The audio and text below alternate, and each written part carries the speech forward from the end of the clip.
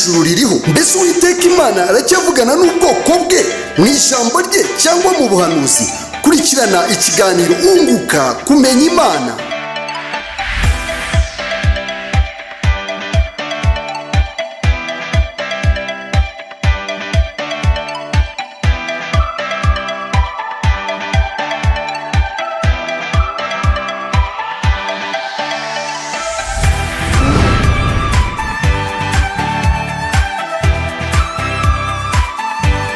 Unguka kumenya Imana.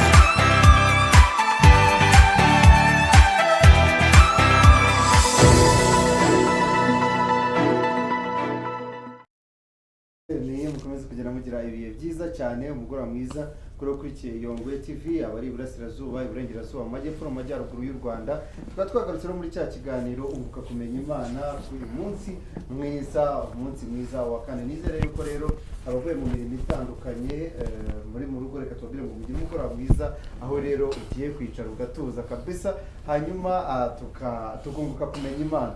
Uyu munsi rero nk'uko ubimenyereye tuba dufite umeze neza ugiye kutugezaho ijambo ry'Imana. Ngira ngo wenda ubushize waramwumvishe n'ubu n'ikindi gihe waramwumvishe, ariko by'umwihariko kuri uyu wa kane ni umwanya uhariwe kwakira ijambo ry'Imana, wenda hatabayeho deba cyane cyangwa hatabayeho ibintu byo kugaruka cyane. Tubazanye mu minsi yashize nyine muri iki cyumweru, nk'uko nyine wabibonye, twari kumwe n'abatumirwa batandukanye muri Unguka kumenya Imana, yaba Bishop Rosa Karasanyi, yaba Theo, bose babiri bagira ngo muri iki cyumweru mwaguwe neza, ibintu byari bimeze neza. Ejo twari kumwe na Reverend Pastor Justin, nawe tuganiriza ijambo ry'Imana. Hanyuma uyu munsi rero uwo turi kumwe ngira ngo wamubonye ni James, nk'uko ubimenye umaze kubimenyera. Hanyuma reka mubwire ni James amakuru abantu bamaje gukomeza, ubwo ngira ngo nturi umushyitsi. Imana ishimwe cyane rwose, amakuru ni meza kandi nejejwe nuko abantu bamenya koko Kristo yakumenye, nta mpamvu yuko abantu batakumenye. Hanyuma rero ndabona umeze neza, wambaye neza rwose. Murakoze cyane. Imana igumugisha. N'umwuka w'Imana ni mwiza. Umuntu iyo yambaye neza umuntu agomba kubimubwira burya, kugira ngo n'ubutaha azakomeze yambare neza. Oya nibyo. Kijya ko burya niyo umuntu yambaye nabi mu Banyarwanda, ntabwo abantu bakunda kuvuga ngo wambaye nabi. Yego. Araceceka, ariko none iyo wambaye neza arakubwira ati ko wambaye neza none. Hanyuma rero ikaze mu kiganiro Unguka kumenya Imana. Nyine uyu munsi rero uri kwibaza ngo turatuvuga kuki cyangwa se turatugaruka kuki. Aha rero nk'uko ubimenyereye, ngira ngo James araduhuriza umuco, ngira ngo n'umuryango. Yego. Umuco n'umuryango uyu munsi nibyo nanone tugiye kugarukaho muri Unguka kumenya Imana. Aratwigishaho umuco n'umuryango bihurira he, ese umuco ugomba kubaho mu bakristo, ese umuryango wubaha Imana aba ari umuryango umeze gute. Dukeneye yuko umuryango wa gikristo ari umuryango wubaha Imana, kubera yuko uza gusanga abakristo mu Rwanda ni benshi. Iyo ukoresheje ijanisha usanga buri muntu afite aho yabatirijwe, afite aho yakomerejwe, afite abantu habwa amasakaramentu cyangwa yakira igaburo ryera, cyangwa se wenda afite ahantu wajya ku musigiti gusari ugasanga, cyangwa wenda n'indi mihango yose ikorerwa mu madini agiye atandukanye. Aha rero mu kiganiro Unguka kumenya Imana turashaka yuko umuntu wenda wayobotse Kristo cyangwa akaba nubaha Imana cyangwa akaba afite n'Imana yubaha, nawe ayubahisha mu buryo bw'umuryango. Ngira ngo rero James nibyo adufasha uyu munsi. Ikaze rero James, noneho wadutangirira. Nabonye utangira usenga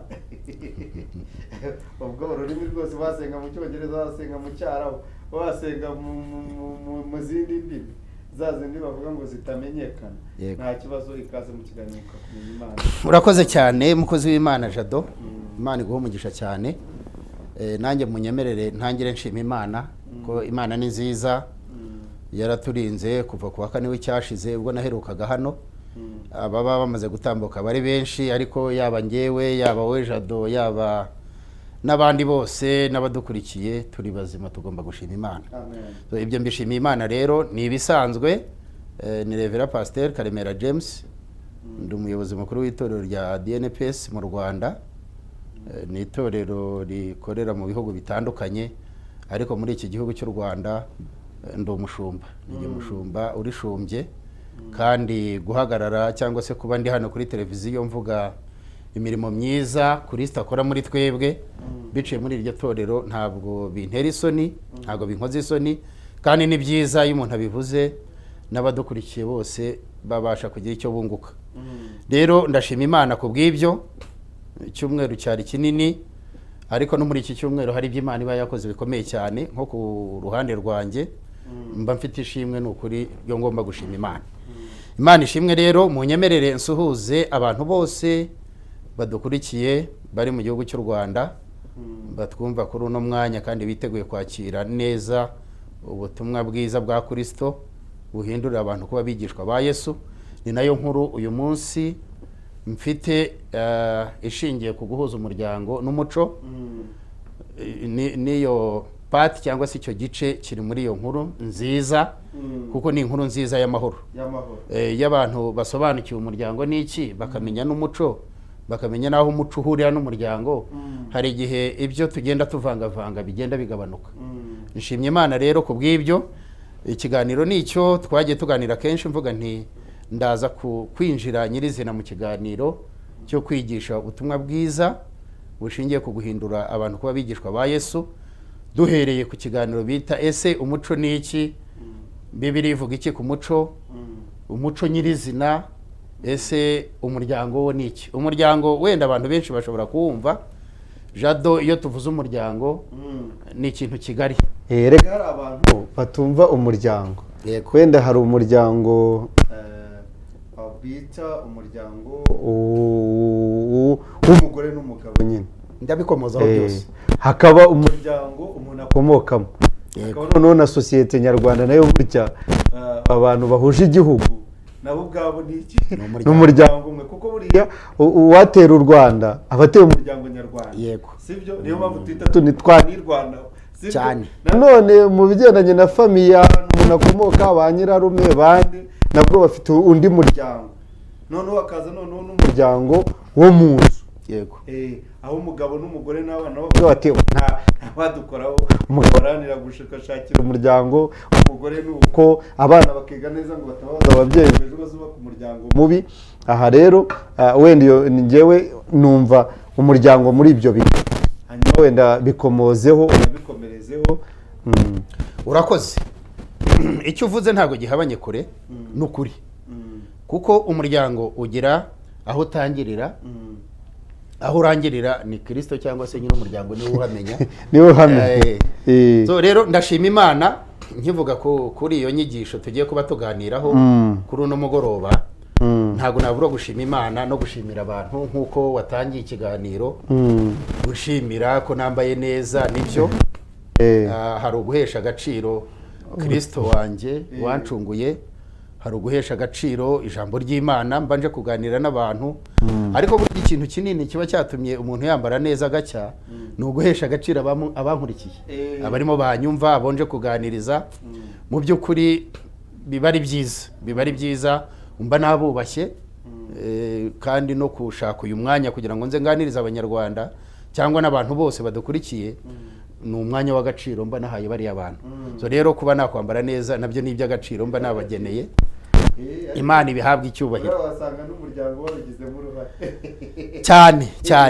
cyane ndetse cyane ubundi iyo ukireba umuntu uko yambaye n'uko ageze umuntu usobanukiwe umuryango tugiye kuba tuganiraho ahitagira icyo yumva nyine kuko ni ubuntu bukuru so rero ndashima Imana nibyo navugaga nshima Imana ku bwa gahunda y'itorero tugira gahunda y'imiryango twongeyeho inyuguti nk'uko abandi bose bayivuga imiryango remezo umuryango remezo ni igisobanuro iki ni ukuvuga ngo ni itangiriro ry'umuryango cyangwa se fondasiyo y'umuryango biraterwa n'uko umuntu ari bwumve mu buryo bumunogeye ijambo ndimo kuvuga umuryango remezo ni hahandi ku ntangiriro y'umuryango aho umuryango utangirira so rero ku itorero ryacu tugiriye gahunda kandi imaze kugira ikintu kinini cyane yubaka mu bugingo bw'abantu yubaka mu miryango koko rwose bimwe nizajya mbivuga hano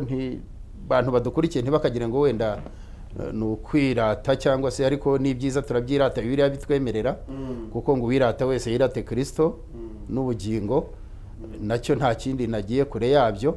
Ndashima Imana rero ko muri izi nyigisho nkeneye gutanga kuri televiziyo mpereza abantu bose badukurikiye baba bizera ba Kristo ndetse n'abatarizera cyangwa se n'abafite indi myemerere itandukanye n'iyanjye, nze ko mu muryango ntawe utiyumvamo nta n'utisangamo, uko waba wemera kose birangirira mu muryango.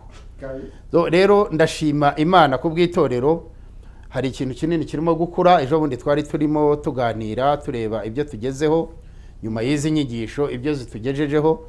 Jado, iyi nyigisho itugejeje ku kintu cyinshi. Ndinginga abantu uyu munsi turabigisha tubinginga, ariko Bibiliya itwerurira ko mu bihe biri imbere bashobora no kuzashaka uwababwiriza ubutumwa bwiza bakamubura, kuko birahari biranditse kandi ibyanditswe byera ni ukuri.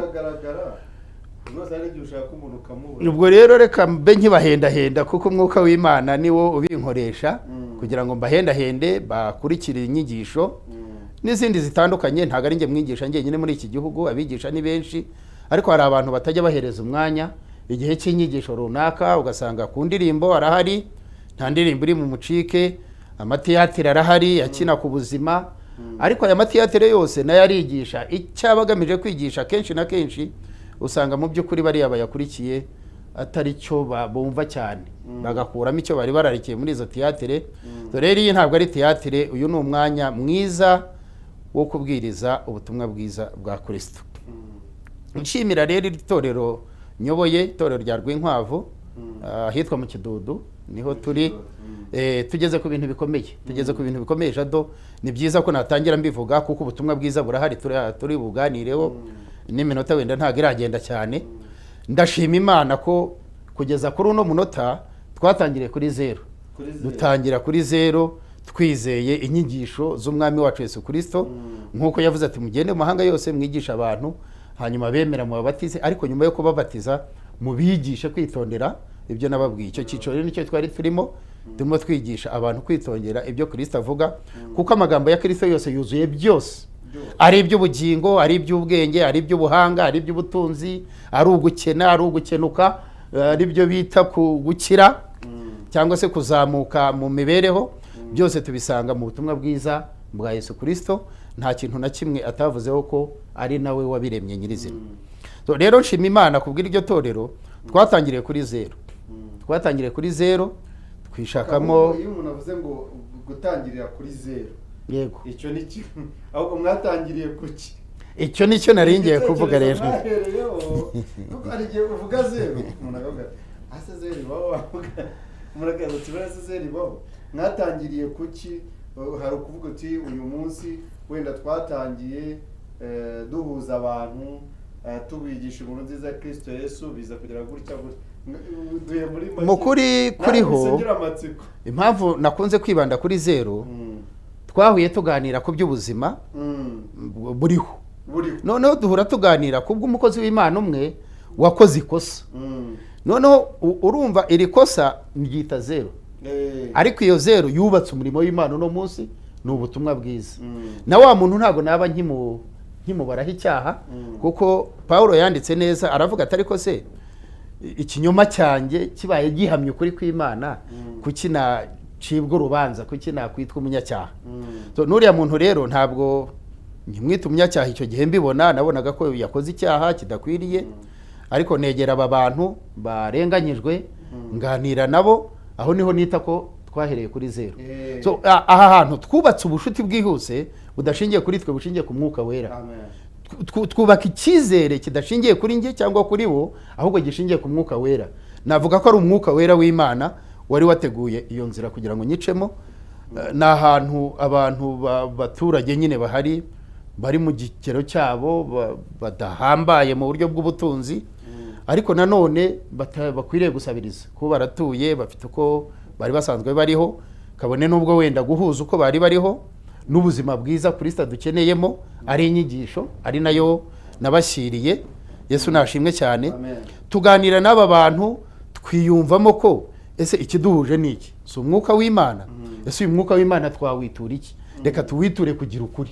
Kugira ukuri. haleluya Amen. tubiture kugira ukuri tubiture kuwumvira icyo aba ari cyo dushyira imbere akantu nimba ari gato tukumve ko ari gato ariko twe kukabona mu buto bwako kabone nubwo tucyumvishe ko ari gito ariko twe kukibona muri bwa buto bw'iki kintu noneho tuganira dutyo ijambo ry'Imana njyayo ndabasura turaganira twiyumvamo twiyubakamo imbaraga zo gushaka ikibanza ku mufuka wacu nta muterankunga rwose turagana ikibanza kiragurwa baritanga bakora imisiri mu gihe gitoya cyane mbese data rya jambo ry'intumwa ryari ryamaze kubinjira umwuka w'Imana barimo ikibanza turakigura dutangira kubaka itorero gutyo ariko kugeza kuri uno munsi harimo inzira nini ntari buvuga uyu munsi nzagenda mvuga ntaruka kuko n'ubuhamya ni bwiza burubaka kandi nkunda cyane kwigisha maze kusa naho nsese ijambo ry'Imana ubuhamya bwiza bw'ibyakozwe n'ibigezweho ari nayo mpamvu mvuga nti aba bantu bibande cyane kukumva ubutumwa bwiza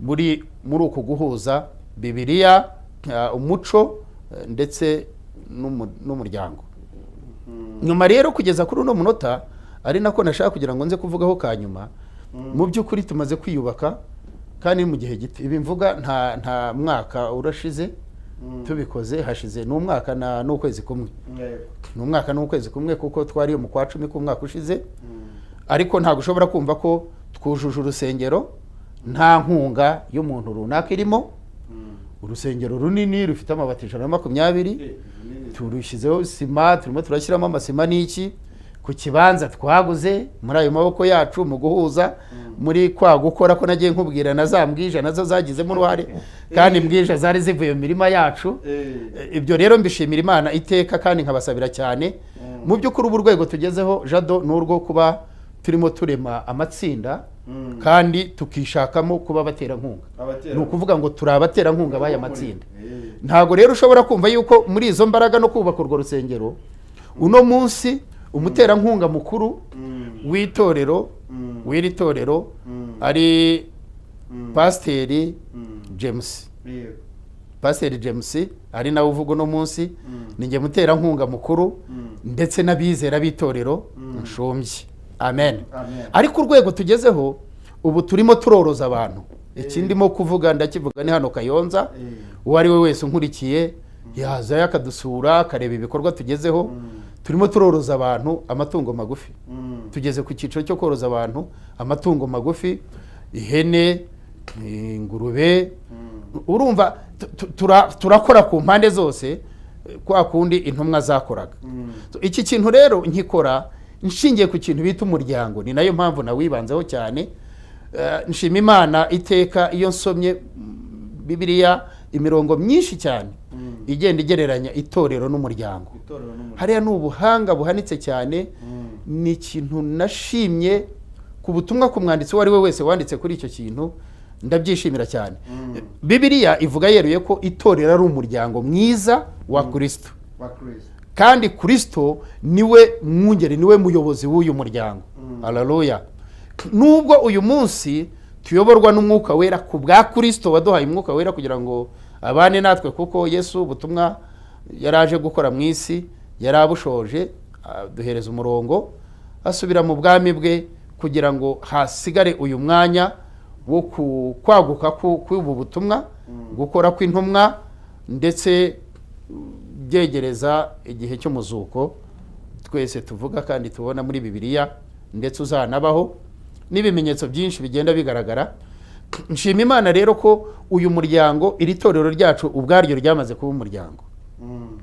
narigize umuryango uhereye hasi hahandi twavugaga ngo umuryango remezo tureme imiryango remezo tuvuga iki tuvuga yuko umuryango uhera ku muntu umwe ni wa mugabo ni wa muntu wabumbwe haleluya umuntu arabumbwa amaze kubumbwa ashyirwa hariya haleluya hariya ubwabyo yari yamaze kuba umuryango twese ngira ngo iyo dusoma Bibiliya tubona yuko umuntu wabayeho wa mbere ari Adamu ari we wabumbwe akabumbwa mu ishusho y'Imana agahumekerwamo umwuka w'ubugingo umuntu akabaho akagenda nuko umuryango wari uvutse ni ukuvuga ngo uyu muryango ntabwo wari uvukiye mu kirere inshuti zanjye bene data dukurikiye Imana nuko yaremye umuryango urumva rero umuryango ukomoka ku Mana Imana yikuramo ububasha n'imbaraga n'umwuka ibishyira hariya, ibihindura umuntu, uwo muntu aba ari we ukomokwaho ijambo twita umuryango. Haleluya. Noneho kugira ngo umwuzuro w'ijambo ubeho, nicyo nza kuza guhuzamo umudamu kugira ngo abeho asange Adamu, baba umuryango, ejo babyare. Haleluya. Hagombaga kubaho ikindi kintu. Yesu nashimwe cyane.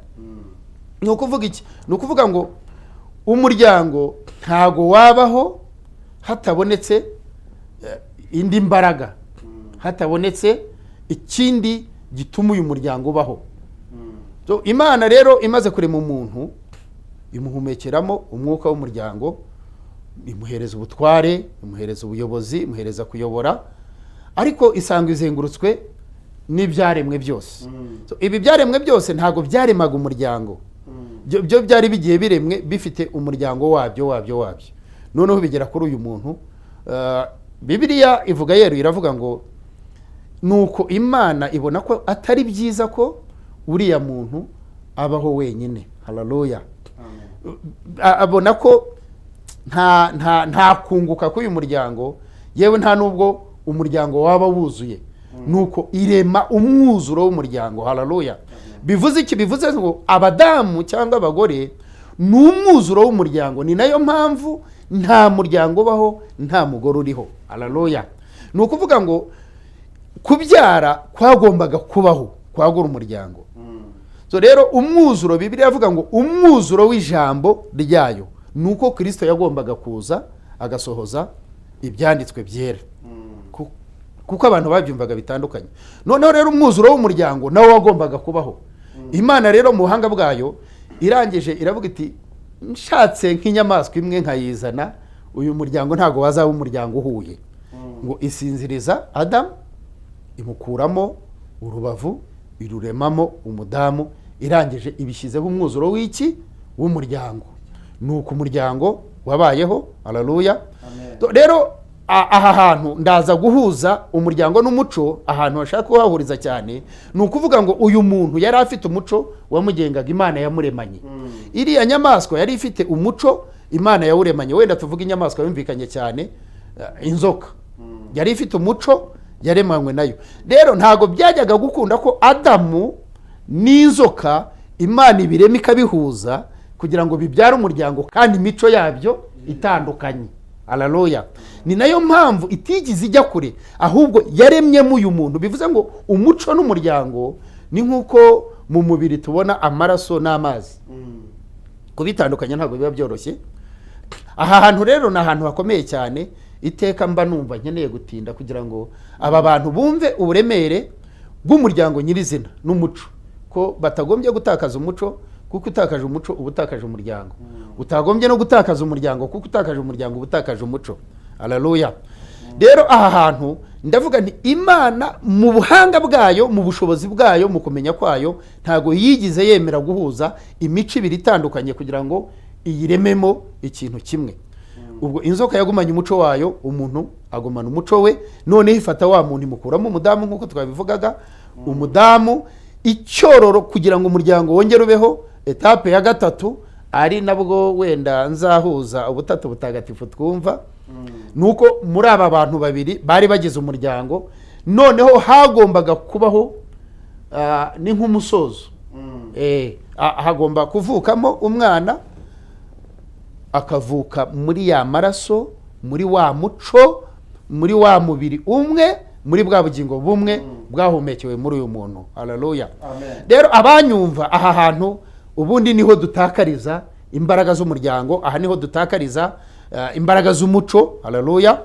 Ibi bintu rero ndaza kubihuza n'umuco wacu nk'abanyarwanda, kuko ukorayo cyane, winjiramo cyane, usanga ariho. Ni ukuvuga ngo abatubanjirije bari abahanga cyane. Urebye insigamigane zihaba mu rurimi rwacu rw'ikinyarwanda, ukareba imigane yacibwaga, ukareba ibisakuzo n'iki byose byagushaka kuri iyi focus ndimo kuvuga y'ireme ry'umuryango n'umuco, ahantu bihurira nyirizina. Ni ukuvuga rero uyu muco ngiye kuba nigishaho muri ino minsi, n'umuryango ntabwo ari ibyejo mu gitondo, ntabwo ari ibyejo aho twacyangiye kumva iyobokamana, ntabwo ari iby'ejo aho ivugabutumwa ryateye imbere, televiziyo zabayeho kugira ngo bigere ku bantu benshi, ahubwo ni ibya mbere mu kuremwa k'umuntu. Aha rero niho umuco n'umuryango bihurira nyirizina, ni rwo rusobe rwabyo. Haleluya. Ubutatu rero ni naho n'ubundi bugaragarira, ni Adamu, ni Eva n'umwana wagombaga kuvuka muri aba bantu kugira ngo umwuzuro wose uburiho. Haleluya. So rero uko iminsi igenda nzagenda ngaragaza Adamu mu butatu, Eva mu butatu, n'ubakomokaho mu butatu. Haleluya.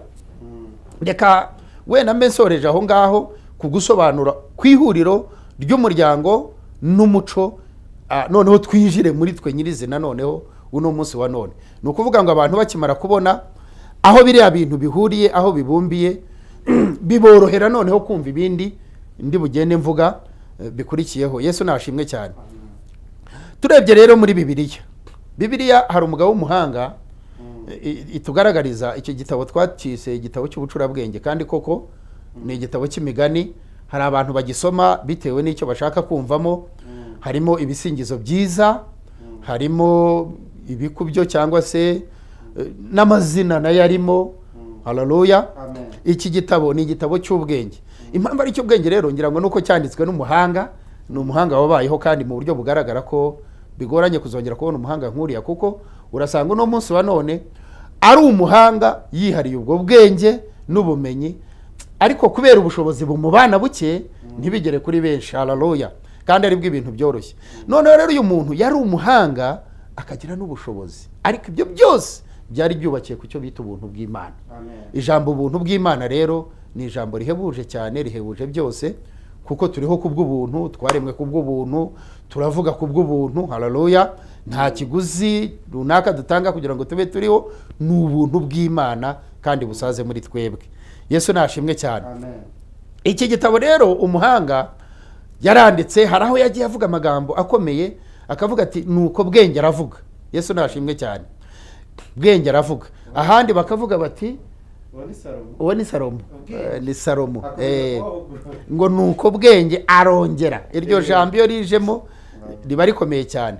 Uyu muntu rero yaragiye yicara ku kintu bita umuryango. Haleluya. Nibyo nashatse cyane kugira ngo mvugeho, muri bunyihanganiye ntabwo ndi bujye muri Bibiliya cyane. Hari imirongo myinshi isobanura ku kintu bita umuryango, kuko ntago turinjira mu cyigisho nyirizina. Nababwiye ko uno munsi aribwo turi butangire iyi nyigisho. Haleluya. Intangiriro yayo rero, indiba yayo niyo, hagati tuzahagera, hanyuma no ku musozo tuhagere. Yesu nashimwe cyane.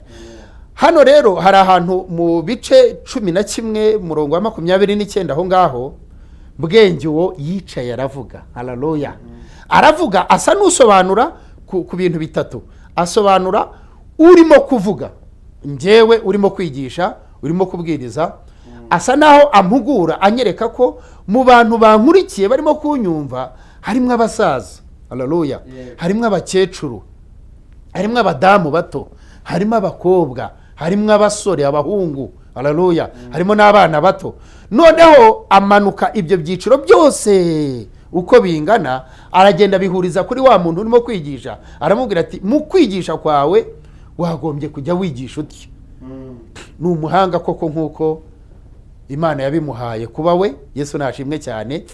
Arangije hepfo aravuga ngo nuko nuhugura umusaza. Haleluya. Umuhugure nk'ukuruta. Yesu nashimwe cyane.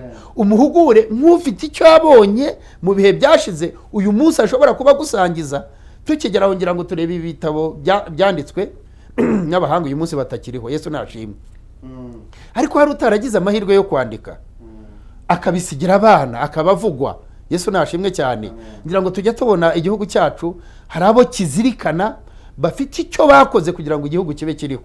Yesu nashimwe cyane. Hari nabo ushobora kujya gushaka mu bitabo by'amateka, bamwe ntubabone, abandi ukababona. Hari n'ibyo banditse ari ibice bituzuye, ariko ugasanga ubutumwa bwinshi bwabo buri muri aya magambo agenda asigara. Insigamigani tuvuge nk'abantu barimo kunyumva. Yesu nashimwe cyane. Hari umuntu usobanukiwe ahantu umuco n'umuryango bihurira utahumvaga. Utumvaga yuko Adamu yabayeho agahabwa umuco we, inzoka ikaba igahabwa umuco wayo, indi nyamaswa zari zihari zitandukanye zigahabwa imico yabyo, noneho Imana ikanga guhuza iyi mico kuko yabonaga bitahura, ahubwo ireba uyu muntu ikuramo umuco we, kamere ye iyiremamo indi muntu, noneho wa muco uba utangiye kubungwabungwa muri wa muryango. Yesu nashimwe cyane. Hari ababyumvishije kandi hari ababikomeje, kandi hari abo biri bugirire umumaro kumva kutongera kwibeshya ku itandukaniro ry'umuco n'umuryango. Yesu nashimwe cyane.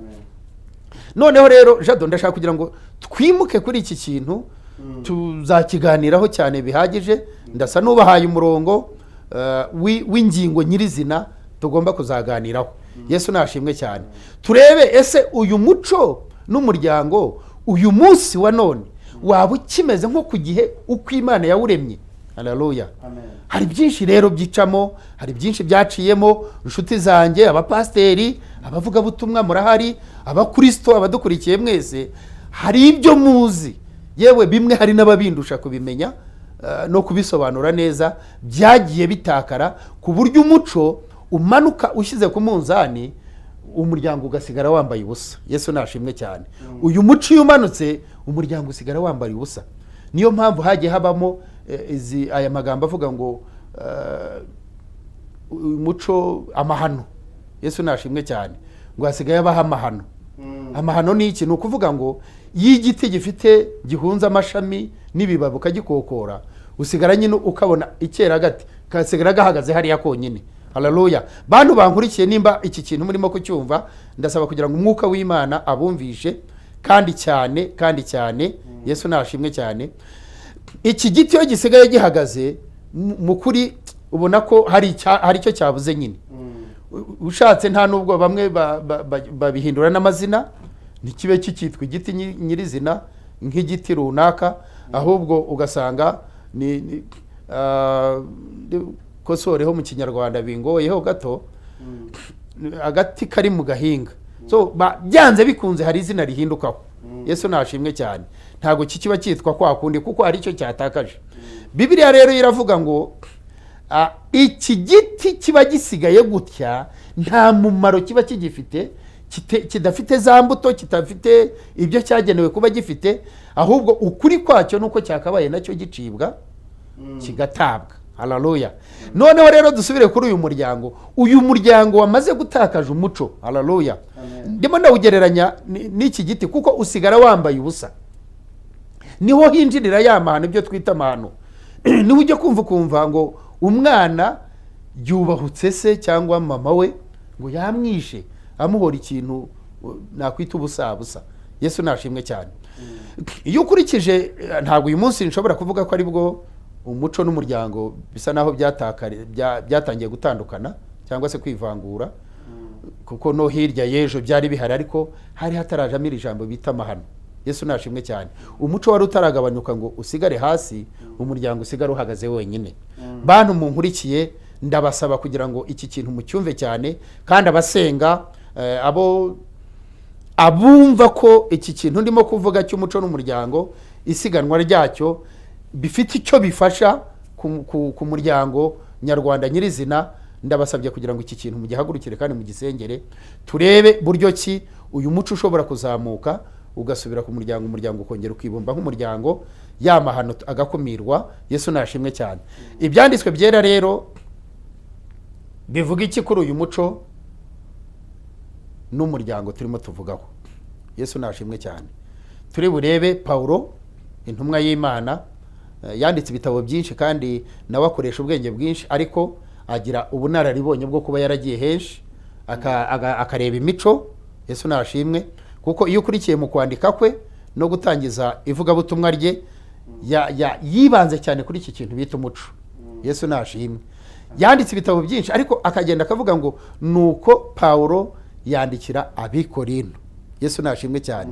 Nuko Paulo, dufata urugero rwa hafi, yandikira Abanyarwanda. Nuko Paulo yandikira Abatanzania. Nuko Paulo yandikira Abagande. Haleluya. Nuko Paulo yandikira Abarundi. Ariko buri wese kuri uru rwandiko rwa Paulo yagendaga amuhuza n'umuco wabo, n'icyo asabwa kuba aricyo, n'icyo asabwa kuba akora aho ngaho hari. Yesu nashimwe cyane. Kugeraho yabonye abantu bamaze kumwigiraho kumenya imico itandukanye y'ahantu hatandukanye, atangira kugenda batuma hahandi. Yesu nashimwe. Ariko byari bikojeje isoni kubona wenda nk'umunyamerika atumwa mu Rwanda kuza kwigisha umuco wacu twe nk'abanyarwanda. Yesu nashimwe cyane kongera kutwigisha umuco. Hariya rero niko Paulo yabikoraga, aravugaga ati mu Bikorinto, mu bwoko bw'Abikorinto batakaje uyu muco, ariko umuntu ufite wo mu Baheburayo wize kandi akamenya umuco w'Abikorinto, reka mwohereze hehe mu Bikorinto agende yongera bibutse umuco wabo ko umuryango n'umuco nibitandukana n'Imana itazaba muri bo. Haleluya. To rero dusube nko ku muco w'u Rwanda wubakiye ku Mana wose uko wakabaye. Yesu nashimwe. Haba mu nsigamigani, haba mu migani icibwa, umuco w'u Rwanda wose wubakiye ku Mana, Imana y'u Rwanda. Haleluya. Imana rurema. Hari abagabo babivuga neza, ariko Paulo arandika aravuga ngo yemwe bantu bo mu Korinto. Yesu nashimwe cyane. Mwaba mwaribagiwe uwabaremye. Ese yabaremye ati? Yabaremye kuyihe mpamvu? Yesu nashimwe. Noneho rero nashatse kuvuga naho yageze mu gitabo bita Tito, aha hantu yahavuze amagambo akomeye cyane ahuguza abantu, amagambo y'ubwenge. Yandikira Tito aramubwira ngo Tito, ni nko kumwibutsa ngo uzuriwe. Haleluya. Aramubwira ngo Tito, washyiriweho, haleluya, washyiriweho kubahisha no kugaragaza umuco n'isura na kamere by'uwakuremye. Haleluya.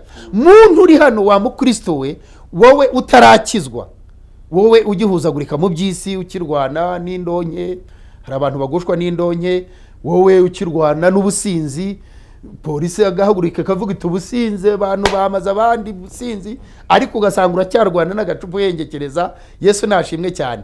Ariko se koko uyu muntu wakuremye, iyi Mana yakuremye, ikakurema mu ishusho yayo, ikaguhereza umwuka wayo, haleluya, ntabwo ari umuyaga wagendagendaga hejuru y'amazi nk'uko bibiri bitubwira, ntabwo ari uwo muyaga yasakumye ngo idushyiremo, yaduhumekeyemo umwuka wayo w'ubugingo.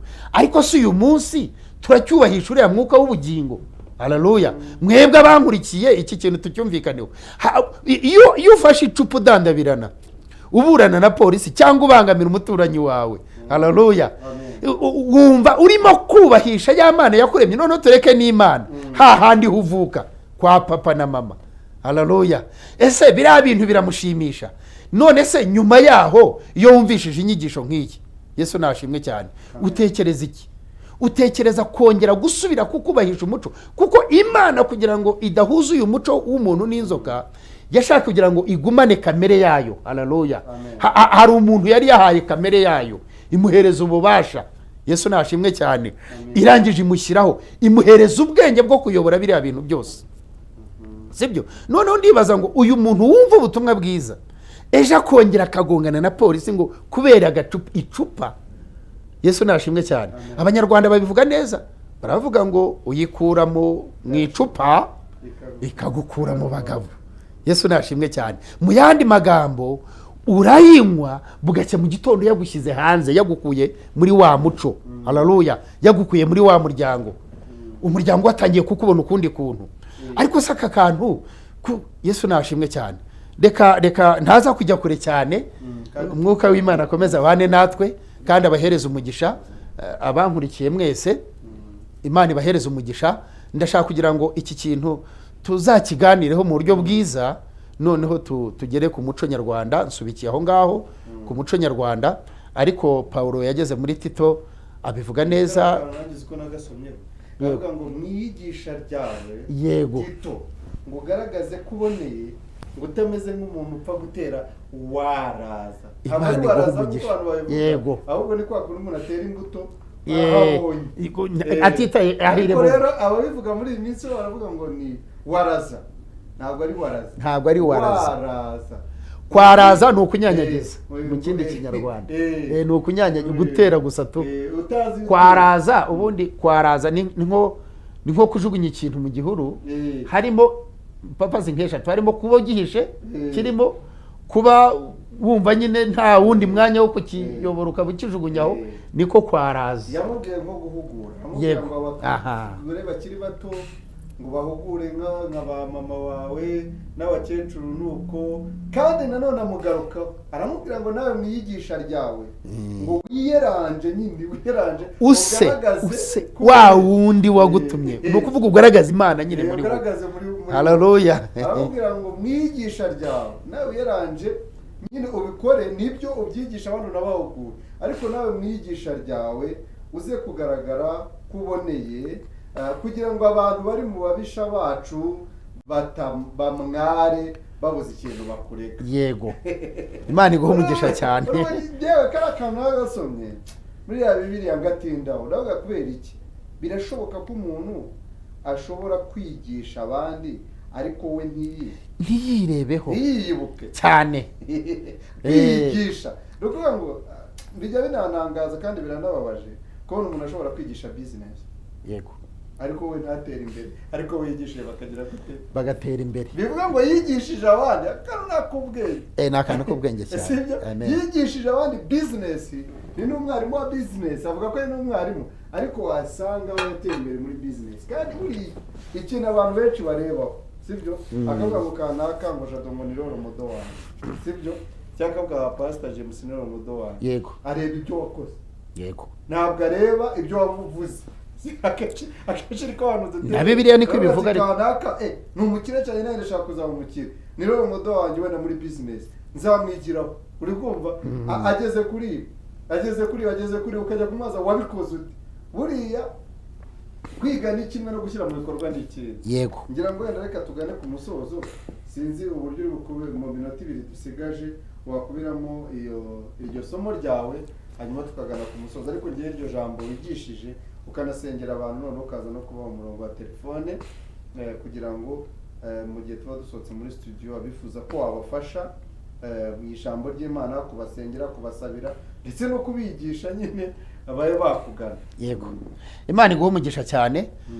Nababwiye yuko mpari kandi mbabwira umusaruro urimo kuva muri izi nyigisho, aho ndimo kuzigisha imbona nkubone, na hano ntago umusaruro ushobora kubura. Yesu nashimwe cyane.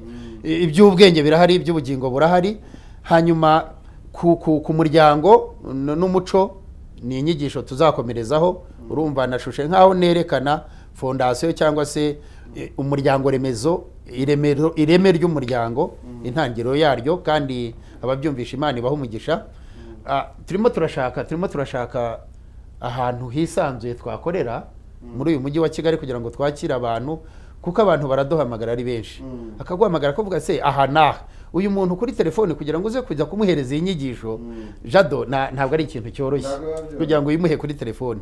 akavuga ate mukorera hehe? Yesu nashimwe cyane. wavuga Kayonza ukumva ni mu ntara, ariko mu mujyi wa Kigali turimo turashaka ahantu heza horoheye buri wese kuhagera, kugira ngo dushyireho icyumba duhugura abantu, dusengera abantu. Ibyo byose bijyana no kwa gutakaza umuco, umuntu akirundirira mu byaha. Yesu nashimwe cyane. ariko iyo umuntu yize akamenya ko umuco ukumira icyaha, iyo ni definisiyo yujuje ibisabwa ko umuco ukumira icyaha. Yesu nashimwe cyane. nawe iyo umuco ucitse cyangwa uvuyeho, ibyaha biriyongera. ibyo ari byo byose ubwo ababyumva barimo baranyumva. nshima Imana rero ku bw'inyigisho twayitangiye, ngire ngo bayumvishije. ni intangiriro. karibu buri wa kane uze tuganire, ufate ikaye n'ikaramu. nari butangire mbibabwira, ariko ndimo ndababwira ngo fata ikaye n'ikaramu twige, kuko naje kukwigisha. kuko uyu muco numara kugaruka mu muryango, uyu muryango urunguka, iby'ubwenge za mbwija ziraturwa, ya majyaraza, amadolari arahagera nubwo atari mu muco wacu. Yesu nashimwe cyane. umuco wacu byari ukuzana ibyo twejeje, ya masaka n'ibindi byose. ibyo tuzagenda tubiganiraho. nsoreze hano mvuga nti umuco n'umuryango ni ireme ryo kumenya Imana, ni ubumana. Yesu nashimwe cyane. nibwo butatu butagatifu bihuriramo n'inyigisho nini cyane. karibu rero bajye bankurikira buri wa kane, mba ndi hano saa 12 kuri Yongwe TV muri iki kiganiro unguka kumenya Imana. Yesu nashimwe cyane. twigiramo uburyo bwo kwisobanukirwa mu gakiza kugira ngo utsinde ibyaha, kuko uko yisobanukirwa niko ibyaha bigenda bishiraho bigabanuka. ntabwo rero tuzakubwira ngo ihana icyaha utaramenya ngo icyaha ni iki. Yesu nashimwe cyane. ndabanza nkubwira icyaha, none aho uri hirya no hino umpamagara umbwira uti nyuma y'iriya nyigisho ndumva nshaka kwihana icyaha koko icyaha nakimenye kuko hari aho abaza ukamwatuza ukamusengera ariko nyirizina kuko atasobanukiwe icyaha Yesu nashimwe cyane ejo akabyisangamo n'ubundi ejo ugasanga arakora bya bindi ntazi kubitandukanya ntabwo yigiza byiga niyo mpamvu nahisemo rero kubanza kwigisha umuntu urumva itorero rya Kayonza rimaze kugenda ryiga ibi bintu biyumvishije yuko ibintu ari ibyabo mbere yuko biba iby'undi uwo ari we wese ni nayo mpamvu bageze kuri iri hame Imana ibaha umugisha rero abadukurikiye bose telefoni yanjye wambonaho igendanwa ni 0788 47 83 89 0788 43 urabona Pastor James umpamagare tuganire nimba ari cyo ngugura ngigugure nimba ari ukugusengera nkusengere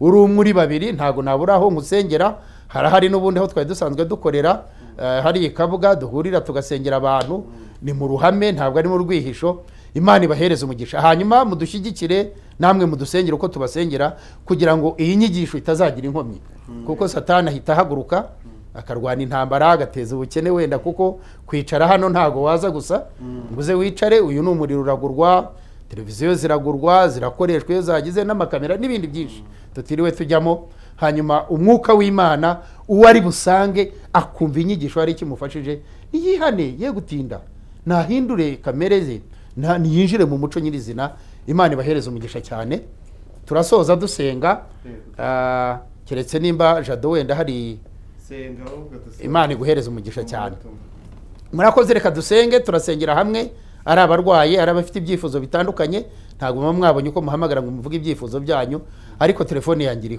iriho muraza kumpamagara reka dusenge muri rusange Imana data wa twese uri mu ijuru Imana data umwuka n'umwuka wera Yesu Kristo duciye bugufi mu ijambo ryawe turakubashye kuko waduhaye kubaho uduhereza kumenya uduhereza ubwenge uduhereza gusobanura neza iby'ubwami bwawe mu izina rya Yesu narindi kuri iyi televiziyo nsobanura iby'ubwami bwawe bishingiye ku muryango wera wa Isiraheli uri umuryango umwe n'Imana nk'ijuru n'isi haleluya data waje muri twe kugira ngo utwibutse inshingano zacu twari dukwiriye kuba turimo uratwigisha urangije urobanura intumwa zawe uzitoza uburyo bwo kwigisha abandi bose mwami wanjye nanjye nibyo narindimo nkora nuko rero uyu mwanya ngezemo nuwo gusabira umugisha buri wese wateze amatwi ijambo ry'Imana nuwo gusabira umugisha buri wese wumvishije wakurikira ijambo nuwo gusabira buri wese uri muri iki cyiciro cyo gutakaza umuco mu izina rya Yesu Kristo w'i Nazareti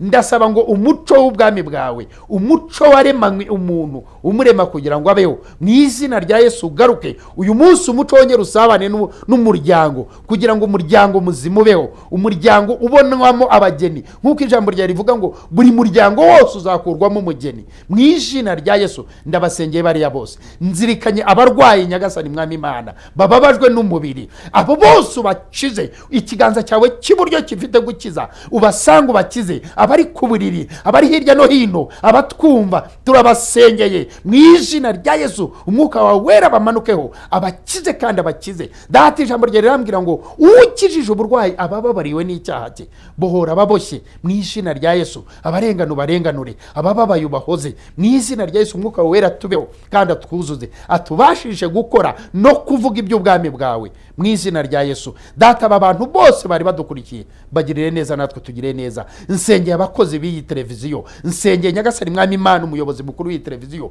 nsengeye Jado haleluya washyizemo umwuka wawe ukamushyiramo umuhamagaro wawe wo kugira ngo yagure iby'ubwami bwawe mu izina rya Yesu mubashishe muri byose kandi umwungure nk'uko ijambo ryawe riri icyubahiro n'ishimwe nyemera mbigusubije ntesheje agaciro buri mugambi mibi wose ari uturuka kwa Satani arunaniza abantu amaraso yawe atwikire buri wese kandi yoze buri wese ikuzo n'icyubahiro ndabiguhaye nsabye nizeye ku bwa Yesu Kristo umwami wacu urakoze amen amen hanyuma reka tubwire ngo mukomeze kugenda mugira ibihe byiza komeze gukurikirana gahunda za Yongwe TV hanyuma kumenya Imana nakagaruka reka mbabwire ni rero bye bye Uwiteka Imana bahe amahoro n'ubuzima mugire umugoroba mwiza unguka kumenya imana. Mbese ikuzimu hariho? Mbese ijuru ririho? Mbese uwiteka imana aracyavugana n'ubwoko bwe mu ijambo rye cyangwa mu buhanuzi? Kurikirana ikiganiro unguka kumenya imana.